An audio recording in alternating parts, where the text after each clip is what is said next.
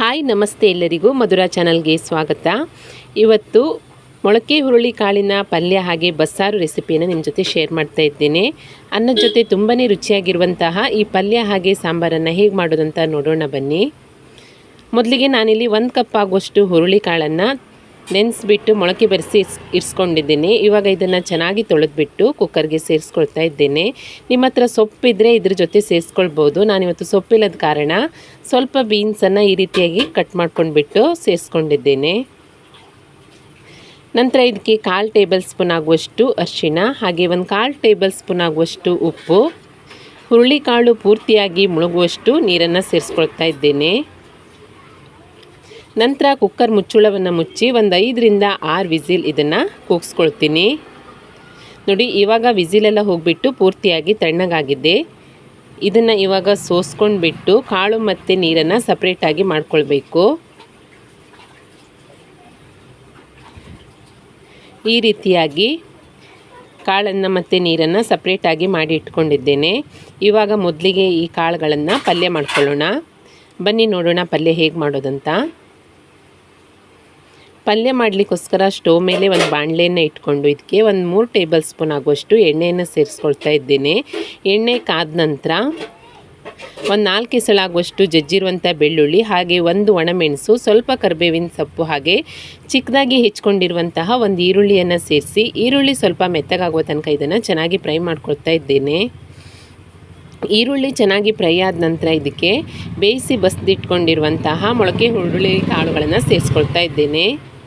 ಬೇಯಿಸುವಾಗಲೇ ಉಪ್ಪನ್ನು ಸೇರಿಸಿರೋದ್ರಿಂದ ಇವಾಗ ಸ್ವಲ್ಪ ಉಪ್ಪು ಹಾಗೆ ಸ್ವಲ್ಪ ಕಾಯಿ ತುರಿಯನ್ನು ಸೇರಿಸ್ಕೊಂಡು ಈ ರೀತಿಯಾಗಿ ಒಮ್ಮೆ ಮಿಕ್ಸ್ ಮಾಡ್ಕೊಳ್ತೀನಿ.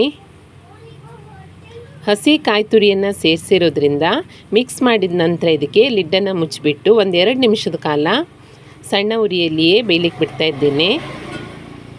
ನೋಡಿ, ಇವಾಗ ಚಿಕ್ಕದಾಗಿ ಹೆಚ್ಕೊಂಡಿರುವಂತಹ ಸ್ವಲ್ಪ ಕೊತ್ತಂಬರಿ ಸೊಪ್ಪನ್ನು ಸೇರಿಸಿ ಮತ್ತೆ ಮಿಕ್ಸ್ ಮಾಡಿಕೊಂಡ್ರೆ ರುಚಿಯಾದಂತಹ ಮೊಳಕೆ ಹುರುಳಿ ಕಾಳಿನ ಪಲ್ಯ ರೆಡಿ ಆಗುತ್ತೆ. ತುಂಬಾ ರುಚಿಯಾಗಿರುತ್ತೆ ಇದು. ಇವಾಗ ಬಸ್ಸಾರನ್ನು ಹೇಗೆ ಮಾಡೋದಂತ ನೋಡೋಣ ಬನ್ನಿ. ಬಸ್ಸಾರು ಮಾಡಲಿಕ್ಕೋಸ್ಕರ ನಾನಿಲ್ಲಿ 1 ಈರುಳ್ಳಿ, 1 ಟೊಮೆಟೊ, ಬೆಳ್ಳುಳ್ಳಿ ಹೆಸಳು, 1 ಟೇಬಲ್ ಸ್ಪೂನ್ ಆಗುವಷ್ಟು ಜೀರಿಗೆ ಹಾಗೆ 1 ಟೇಬಲ್ ಸ್ಪೂನ್ ಆಗುವಷ್ಟು ಕಾಳುಮೆಣಸು, 3 ಒಣಮೆಣಸು, ಸ್ವಲ್ಪ ಕೊತ್ತಂಬರಿ ಸೊಪ್ಪು, ಸ್ವಲ್ಪ ಹುಣಸೆಹಣ್ಣು ಹಾಗೆ ಅರ್ಧ ಕಪ್ ಆಗುವಷ್ಟು ಕಾಯಿ ತುರಿಯನ್ನು ರೆಡಿ ಮಾಡಿ ಇಟ್ಕೊಂಡಿದ್ದೇನೆ. ಇವಾಗ ಇವೆಲ್ಲವನ್ನು ಫ್ರೈ ಮಾಡ್ಕೊಳ್ಬೇಕು. ಅದಕ್ಕೋಸ್ಕರ ಸ್ಟವ್ ಮೇಲೆ ಬಾಣಲೆಯನ್ನು ಇಟ್ಕೊಂಡು ನೀವು ಎಣ್ಣೆ ಹಾಕಿ ಬೇಕಾದರೂ ಫ್ರೈ ಮಾಡ್ಬೋದು. ನಾನಿವತ್ತು ಎಣ್ಣೆ ಬಳಸ್ತಾ ಇಲ್ಲ. 1 ಟೇಬಲ್ ಸ್ಪೂನ್ ಆಗುವಷ್ಟು ಜೀರಿಗೆ ಹಾಗೆ 1 ಟೇಬಲ್ ಸ್ಪೂನ್ ಆಗುವಷ್ಟು ಕಾಳುಮೆಣಸನ್ನು ಸೇರಿಸ್ಕೊಂಡು ಹುರ್ಕೊಳ್ತೀನಿ. ಇದೆರಡು ಸ್ವಲ್ಪ ಫ್ರೈ ಆಗ್ತಿದ್ದ ಹಾಗೆ ಇದಕ್ಕೆ 7 ರಿಂದ 8 ಎಸಳಾಗುವಷ್ಟು ಬೆಳ್ಳುಳ್ಳಿಯನ್ನು ಸೇರಿಸ್ಕೊಂಡು ಹಾಗೆ ಖಾರಕ್ಕೆ 3 ಒಣಮೆಣಸು, ನೀವು ಹಸಿಮೆಣಸನ್ನು ಕೂಡ ಸೇರಿಸ್ಕೊಂಡು ಮಾಡ್ಕೊಳ್ಬಹುದು. ಇದನ್ನು ಕೂಡ ಫ್ರೈ ಮಾಡ್ಕೊಳ್ತೀನಿ. ಖಾರ ನೋಡಿಬಿಟ್ಟು ಸೇರಿಸ್ಕೊಳ್ಳಿ. ನಂತರ ಉದ್ದಕ್ಕೆ ಹೆಚ್ಕೊಂಡಿರುವಂತಹ 1 ಈರುಳ್ಳಿಯನ್ನು ಸೇರಿಸ್ಕೊಂಡು ಈರುಳ್ಳಿಯನ್ನು ಕೂಡ ಚೆನ್ನಾಗಿ ಫ್ರೈ ಮಾಡ್ಕೊಳ್ತಾ ಇದ್ದೇನೆ. ಸ್ಟೋವಲ್ಲಿ ಸುಟ್ಟುಬಿಟ್ಟು ಕೂಡ ಮಾಡ್ಬೋದು ಅಥವಾ ಒಲೆಯಲ್ಲಿ ಸುಟ್ಟುಬಿಟ್ಟು ಮಾಡಿದರೂ ತುಂಬಾ ಚೆನ್ನಾಗಿರುತ್ತೆ. ನಂತರ ಉದ್ದಕ್ಕೆ ಹೆಚ್ಕೊಂಡಿರುವಂತಹ 1 ಟೊಮೆಟೊವನ್ನು ಸೇರಿಸಿ ಇದನ್ನು ಕೂಡ ಫ್ರೈ ಮಾಡ್ಕೊಳ್ತಾ ಇದ್ದೇನೆ. ಟೊಮೆಟೊ ಈರುಳ್ಳಿ ಎಲ್ಲವೂ ಫ್ರೈ ಆದ ತಕ್ಷಣ ಸ್ಟೋವನ್ನು ಆಫ್ ಮಾಡಿ ಇದನ್ನು ತಣ್ಣಗಾಗಲಿಕ್ಕೆ ಬಿಡ್ತೇನೆ. ತಣ್ಣಗಾದ ನಂತರ ಇದಕ್ಕೆ ಸ್ವಲ್ಪ ಕೊತ್ತಂಬರಿ ಸೊಪ್ಪು, ಸ್ವಲ್ಪ ಹುಣಸೆಹಣ್ಣು ಹಾಗೆ 1 ಅರ್ಧ ಕಪ್ ಆಗುವಷ್ಟು ಕಾಯಿ ತುರಿಯನ್ನು ಸೇರಿಸಿ ನುಣ್ಣಗೆ ರುಬ್ಬಿ ಸೈಡಲ್ಲಿ ಇಟ್ಕೊಳ್ತೀನಿ. ಇವಾಗ ಬಸ್ಸಾರನ್ನು ಮಾಡಲಿಕ್ಕೆ ಸ್ಟೋವ್ ಮೇಲೆ ಒಂದು ಪಾತ್ರೆಯನ್ನು ಇಟ್ಕೊಂಡು ಇದಕ್ಕೆ 2 ಟೇಬಲ್ ಸ್ಪೂನ್ ಆಗುವಷ್ಟು ಎಣ್ಣೆಯನ್ನು ಸೇರಿಸ್ಕೊಳ್ತಾ ಇದ್ದೇನೆ. ಎಣ್ಣೆ ಕಾದ ನಂತರ ಇದಕ್ಕೆ ಸ್ವಲ್ಪ ಸಾಸಿವೆ, ಸ್ವಲ್ಪ ಕರಿಬೇವು ಹಾಗೆ ರುಬ್ಬಿರುವಂತಹ ಮಸಾಲೆಯನ್ನು ಪೂರ್ತಿಯಾಗಿ ಸೇರಿಸ್ಕೊಳ್ತೀನಿ. ಮಸಾಲೆಯನ್ನು ಸೇರಿಸಿದ ನಂತರ ಒಗ್ಗರಣೆ ಜೊತೆಗೆ ಚೆನ್ನಾಗಿ ಮಿಕ್ಸ್ ಮಾಡ್ಕೊಳ್ತಾ ನಿಧಾನಕ್ಕೆ ಕುದಿಲಿಕ್ಕೆ ಪ್ರಾರಂಭ ಆಗೋ ತನಕ ಇದನ್ನು ಕುದಿಸ್ಕೊಳ್ಬೇಕು. ನೋಡಿ, ಇವಾಗ ಸ್ವಲ್ಪ ಕುದಿಲಿಕ್ಕೆ ಸ್ಟಾರ್ಟ್ ಆದ ತಕ್ಷಣ ಇದಕ್ಕೆ ಹುರುಳಿ ಕಾಳನ್ನು ಬೇಯಿಸಿ ಬಸ್ದಿಟ್ಕೊಂಡಿರುವಂತಹ ಹುರುಳಿ ಕಾಳಿನ ನೀರನ್ನು ಸೇರಿಸ್ಕೊಳ್ತೀನಿ.